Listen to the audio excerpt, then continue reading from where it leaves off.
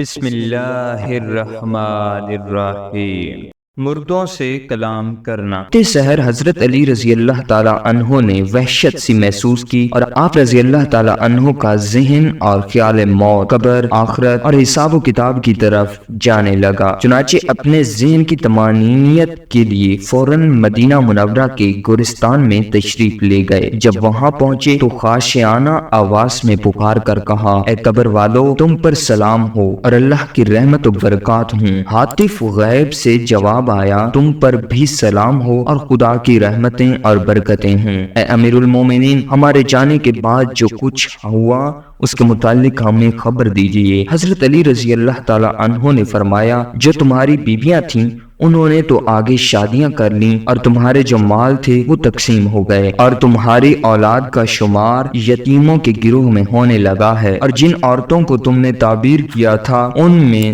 دوسرے لوگ آ کر آباد ہو گئے۔ یہ ہیں وہ خبریں جو ہمارے پاس تھیں، اب تم بتاؤ تمہارے پاس کیا خبریں ہیں؟ آواز آئی، ہمارے کفن پھٹ گئے، ہمارے شعور منتشر ہو گئے، کھالیں ٹکڑے ٹکڑے ہو گئیں، آنکھیں رخساروں پر بہہ گئیں، ناک کے نتھنوں سے خون اور پیپ بہنے لگا ہے، جو اعمال ہم نے آگے بھیجے تھے وہ ہم نے پا لیے، اور جو کچھ پیچھے چھوڑ آئے تھے اس میں ہمیں خسارہ ہوا اور ہم رہن رکھنے والے ہیں۔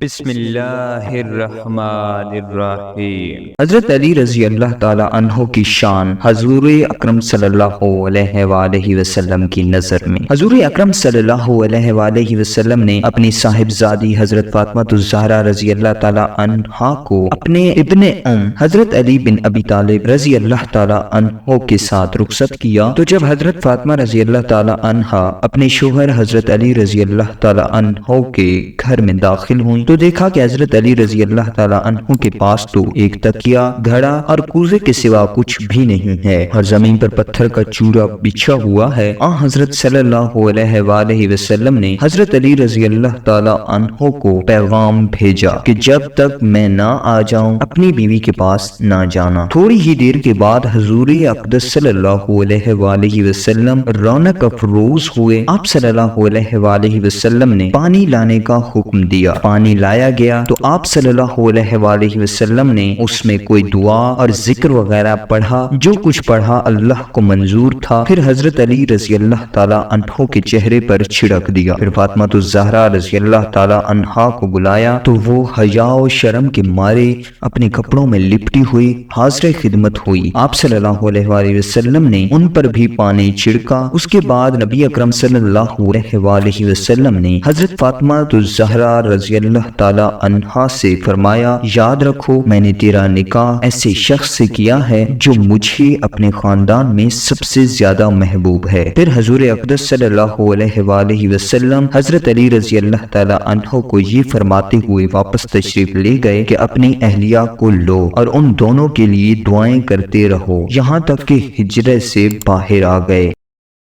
بسم اللہ الرحمن الرحیم۔ ایک بدکار عورت کا واقعہ۔ ایک دن حضرت علی رضی اللہ تعالیٰ عنہ مدینہ کی گلیوں میں چلے جا رہے تھے کہ آپ رضی اللہ تعالیٰ عنہ نے دیکھا کہ کچھ لوگ غیظ و غضب کی حالت میں ایک عورت کو گھسیٹتے جا رہے ہیں۔ وہ عورت خوف کے مارے کانپ رہی ہے۔ حضرت علی رضی اللہ تعالیٰ عنہ نے پکار کر کہا، تم اس عورت کو کیوں گھسیٹ رہے ہو؟ لوگوں نے بتایا کہ اس عورت نے بدکاری کی ہے، اسی لیے امیر المومنین عمر بن الخطاب رضی اللہ تعالیٰ عنہ نے اس عورت کو سنسار کرنے کا حکم دیا ہے۔ حضرت علی کرم اللہ وجہہ نے اس عورت کو ان کے ہاتھوں سے چھینا اور ان لوگوں کو خوب سرزنش فرمائی۔ چنانچہ وہ لوگ حضرت عمر رضی اللہ تعالیٰ عنہ کے پاس گئے اور حضرت علی رضی اللہ تعالیٰ عنہ کے بارے میں بتایا کہ انہوں نے ان کے ساتھ ایسا سلوک کیا ہے۔ حضرت عمر بن الخطاب رضی اللہ تعالیٰ عنہ فرمانے لگے، حضرت علی رضی اللہ تعالیٰ عنہ نے ضرور کسی بات کے معلوم ہونے پر ایسا کیا ہوگا۔ حضرت علی رضی اللہ تعالیٰ عنہ نے ضرور کسی بات کے معلوم ہونے پر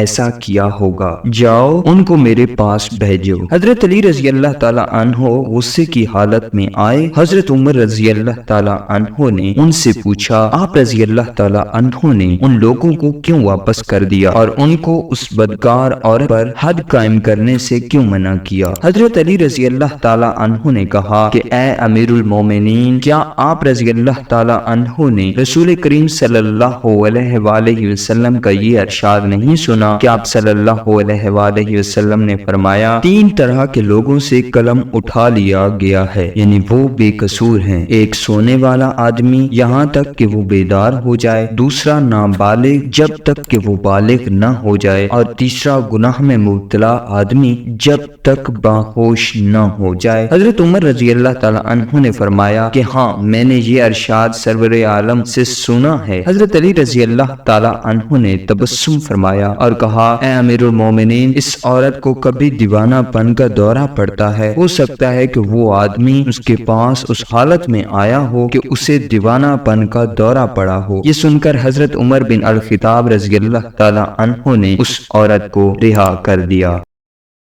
بسم اللہ الرحمن الرحیم۔ بھلا میں تمہارا مولا کیسے ہو سکتا ہوں؟ کچھ لوگ رہبہ کے مقام پر حضرت علی رضی اللہ تعالی عنہ کے پاس آئے اور یوں سلام کیا، اے ہمارے مولا السلام علیکم۔ حضرت علی رضی اللہ تعالی عنہ نے فرمایا کہ بھلا میں تمہارا مولا کیسے ہو سکتا ہوں جبکہ تم قوم عرب ہو؟ لوگوں نے کہا کہ ہم نے غدیر خم مکہ و مدینہ کے درمیان ایک وادی کے دن رسول اللہ صلی اللہ علیہ وآلہ وسلم کو یہ ارشاد فرماتے ہوئے سنا تھا کہ جس کا میں مولا ہوں علی رضی اللہ تعالیٰ عنہ اس کے مولا ہیں۔ جب وہ لوگ واپس چلے گئے تو ایک آدمی جو حضرت علی رضی اللہ تعالیٰ عنہ کے پاس بیٹھا تھا ان کے پیچھے ہو لیا اور ان کے متعلق کسی سے پوچھا کہ یہ لوگ جو آئے تھے کون ہیں؟ بتایا گیا کہ یہ انصار کی قوم ہے جس میں حضرت ابو ایوب الانصاری رضی اللہ تعالیٰ عنہ بھی موجود ہیں۔ بسم اللہ الرحمن الرحیم۔ حضرت علی کے 3 امتیازی وصف۔ لوگ حضرت عمر بن الخطاب رضی اللہ تعالی عنہ کے ارد گرد حلقہ بنائے بیٹھے تھے اور آپ رضی اللہ تعالی عنہ کی باتیں سن رہے تھے کہ اس دوران آپ رضی اللہ تعالی عنہ نے فرمایا کہ حضرت علی رضی اللہ تعالی عنہ کو 3 ایسی خوبیاں حاصل ہیں کہ ان میں سے ایک خوبی بھی مجھے حاصل ہو جائے تو وہ مجھے سرخ اونٹوں سے زیادہ محبوب ہوگی۔ لوگوں نے مشتاق ہو کر پوچھا کہ اے امیر المومنین وہ 3 خوبیاں کون سی ہیں؟ فرمایا ایک تو ان کا نکاح فاطمہ الزہرا رضی اللہ تعالی عنہا بنت رسول اللہ صلی اللہ علیہ وآلہ وسلم سے ہوا، دوسرا ان کے لیے مسجد میں سکونت کا حلال ہونا جو کہ میرے لیے حلال نہیں ہے، اور تیسرا وصف یہ ہے کہ خیبر کے دن جھنڈا ان کو دینا۔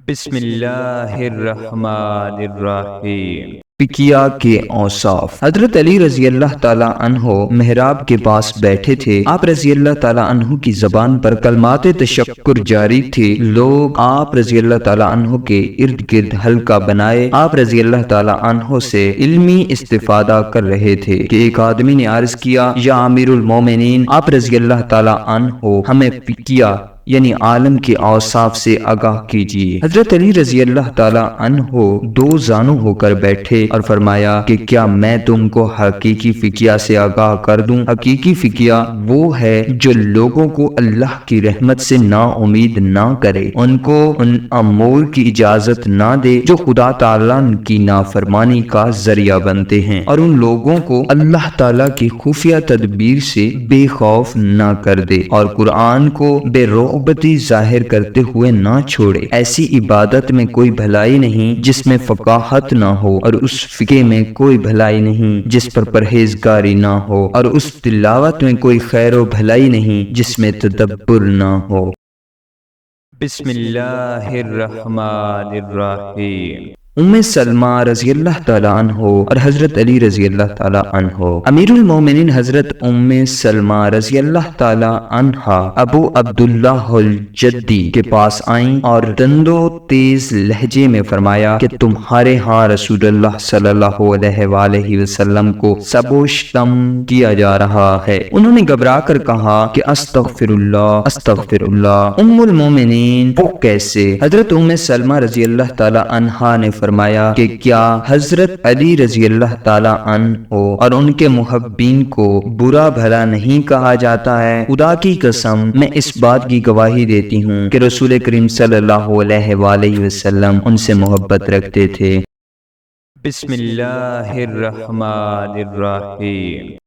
تاریخ ہجری کا آغاز کیسے ہوا؟ ایک آدمی یمن سے حاضر خدمت ہوا اور باہر گاہ فاروقی میں عرض گزار ہوا کہ اے امیر المومنین، آپ رضی اللہ تعالیٰ عنہ تاریخ کیوں نہیں ڈالتے کہ یہ واقعہ فلاں مہینہ اور فلاں سال ہوا؟ حضرت عمر رضی اللہ تعالیٰ عنہ نے فرمایا کہ نہیں۔ پھر وہ آدمی چلا گیا۔ حضرت عمر رضی اللہ تعالیٰ عنہ خلوت گزین ہوئے تو دل و دماغ میں یہی خیالات بار بار آنے لگے اور گہری سوچ میں پڑ گئے، یہاں تک کہ جب آپ رضی اللہ تعالیٰ عنہ کا دل مطمئن ہو گیا تو مہاجرین و انصار کو ایک جگہ پر جمع کیا اور اس یمنی آدمی کی بات اس کے سامنے پیش کی اور اس سوچ کی خوب توضیح فرمائی۔ پھر ان سے ایک سوال کیا کہ تاریخ کا آغاز کہاں سے ہونا چاہیے؟ ایک طویل خاموشی چھا گئی۔ کہیں سے ہلکی سی آواز آئی کہ رسول اللہ صلی اللہ علیہ وآلہ وسلم کی وفات سے آغاز ہونا چاہیے۔ کسی نے کہا نہیں، بلکہ بعثت نبی صلی اللہ علیہ وآلہ وسلم سے تاریخ لکھنے کا آغاز ہونا چاہیے۔ اتنے میں علی بن ابی طالب رضی اللہ تعالیٰ عنہ کی آواز بلند ہوئی کہ یا امیر المومنین، ہمیں تاریخ لکھنے کا آغاز اس وقت سے کرنا چاہیے جس وقت رسول کریم صلی اللہ علیہ وآلہ وسلم شرک کی سرزمین سے نکلے تھے اور مدینہ منورہ پہنچے تھے، یعنی جس دن نبی کریم صلی اللہ علیہ وآلہ وسلم نے ہجرت فرمائی تھی۔ حضرت علی رضی اللہ تعالیٰ عنہ کا یہ فرمانا تھا کہ ہر طرف آوازیں آنے لگی کہ ہمیں یہ بات قبول ہے اور ہم اس پر راضی ہیں۔ بسم اللہ الرحمن الرحیم۔ حضرت علی رضی اللہ تعالیٰ عنہ کا ایک شخص کو تماچا مارنا۔ بیت اللہ شریف کے پاس لوگوں کی خاشعانہ اور متضررانہ آوازیں بلند ہو رہی تھیں کہ ایک نوجوان جس کا شباب عروج پر تھا لوگوں کو دھکے دیتے ہوئے حضرت عمر بن الخطاب رضی اللہ تعالیٰ عنہ کی خدمت میں حاضر ہوا اور انتہائی مکر و خباثت سے کہنے لگا، اے امیر المومنین، علی بن ابی طالب رضی اللہ تعالیٰ عنہ سے میرا حق مجھے دلوائیے۔ حضرت عمر رضی اللہ تعالیٰ عنہ نے فرمایا کہ اس نے کیا جرم کیا؟ اس آدمی نے مگرمچھ کے آنسو بہاتے ہوئے کہا کہ انہوں نے میری آنکھ پر تماچا مارا ہے۔ حضرت عمر رضی اللہ تعالیٰ عنہ ابھی کھڑے تھے کہ حضرت علی رضی اللہ تعالیٰ عنہ کا گزر ہوا۔ حضرت عمر رضی اللہ تعالیٰ عنہ نے ان سے پوچھا، آپ رضی اللہ تعالیٰ عنہ نے اس کی آنکھ پر تماچا مارا ہے اے ابو الحسن؟ حضرت علی رضی اللہ تعالیٰ عنہ نے فرمایا کہ جی ہاں امیر المومنین۔ حضرت عمر رضی اللہ تعالیٰ عنہ نے پوچھا کہ کیوں؟ حضرت علی رضی اللہ تعالیٰ عنہ نے فرمایا کہ میں نے اس کو دیکھا کہ یہ طواف کعبہ کے دوران مسلمانوں کے تقدس و عظمت کو پامال کر رہا تھا، اس لیے میں نے اس کو تماچا مارا۔ حضرت عمر رضی اللہ تعالیٰ عنہ نے فرمایا، اے ابو الحسن، تم نے اچھا کیا۔ بسم اللہ الرحمن الرحیم۔ حضرت علی رضی اللہ تعالیٰ عنہ کی یمن روانگی۔ حضرت علی رضی اللہ تعالیٰ عنہ ابھی نو عمر تھے۔ عمر 20 سال سے کچھ تجاوز ہوگی کہ رسول پاک صلی اللہ علیہ وآلہ وسلم نے ان کو یمن بحیثیت قاضی بھیجا۔ حضرت علی رضی اللہ تعالیٰ عنہ نے بوقت روانگی عرض کیا، یا رسول اللہ صلی اللہ علیہ وآلہ وسلم، آپ صلی اللہ علیہ وآلہ وسلم مجھے یمن بھیج رہے ہیں۔ وہاں کے لوگ مجھ سے قضاء کے متعلق پوچھیں گے اور مجھے اس کا کچھ علم نہیں ہے۔ نبی کریم صلی اللہ علیہ وآلہ وسلم کے ہونٹوں پر مسکراہٹ پھیل گئی، پھر شفقت بھرے انداز میں فرمایا، علی رضی اللہ تعالیٰ عنہ میرے قریب آؤ۔ حضرت علی رضی اللہ تعالیٰ عنہ قریب ہوئے۔ حضور اقدس صلی اللہ علیہ وآلہ وسلم نے اپنا دست مبارک حضرت علی رضی اللہ تعالیٰ عنہ کے سینے پر مارا، پھر یہ دعا فرمائی، اے اللہ اس کی زبان کو راست گو اور دل کو ثبات و اقلال عطا فرما۔ اے علی رضی اللہ تعالیٰ عنہ، جب دو فریق تیرے پاس مقدمہ لے کر آئیں تو جب تک تم دوسرے کی بات سن نہ لو ان کے درمیان فیصلہ نہ کرنا جیسا کہ پہلے کی بات سنی ہو۔ جب تم اس طرح کرو گے تو تیرے لیے فیصلہ کرنا واضح ہو جائے گا۔ حضرت علی رضی اللہ تعالیٰ عنہ فرماتے ہیں کہ اس ذات کی قسم جس نے دانے کو پیدا کیا اور مخلوق کو پیدا کیا ہے، اس کے بعد مجھے دو آدمیوں کے درمیان بھی فیصلہ کرنے میں کوئی تردد نہیں ہوا۔